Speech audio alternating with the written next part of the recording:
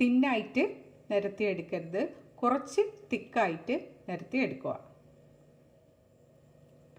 ഞാനൊരു തവ അടുപ്പത്ത് വെച്ചിട്ടുണ്ട്, അത് ചൂടാവട്ടെ.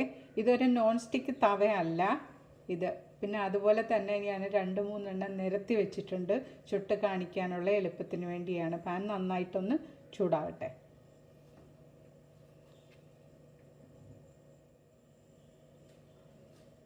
പാൻ ചൂടായിട്ടുണ്ട്. നിരത്തി വെച്ച നാൻ എടുക്കുക. ഒരു വശത്തിലേക്ക് നന്നായിട്ട് ഒന്ന് വെള്ളം കുടഞ്ഞു കൊടുക്കാം. ഇത് നേരെ പാനിലേക്ക്, ചൂട് പാനിലേക്ക് ഇടുക. നല്ല ഫ്ലെയിം ഉണ്ടായിരിക്കണം. മുകൾ ഭാഗമെല്ലാം ഒന്ന് പൊള്ളി വരട്ടെ.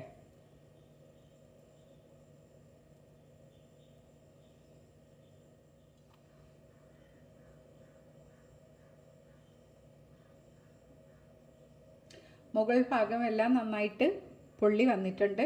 ഇനി ഇത് നമുക്ക് ഫ്ലെയിമിൽ കാണിച്ച് വേണം ചുട്ടെടുക്കാൻ.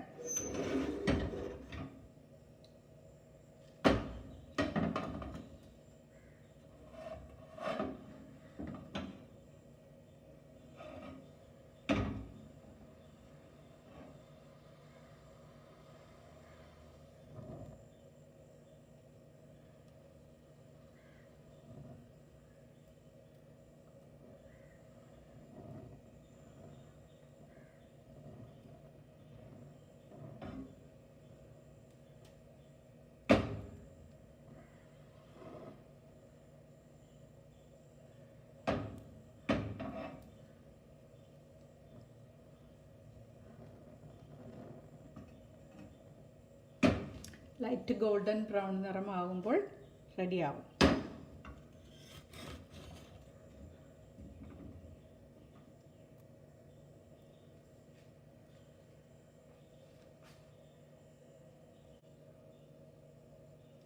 ചൂടോടെ ആ ഗാർലിക് ആൻഡ് കൊറിയാണ്ടർ ബട്ടർ പുരട്ടി കൊടുക്കണം.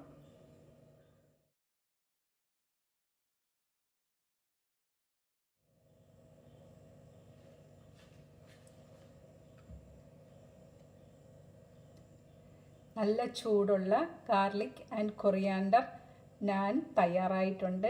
ഈ റെസിപ്പി എല്ലാവരും ട്രൈ ചെയ്ത് നോക്കണം. ഇത് വളരെ ടേസ്റ്റിയാണ്.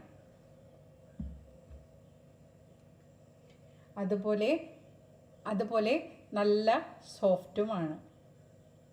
Try some.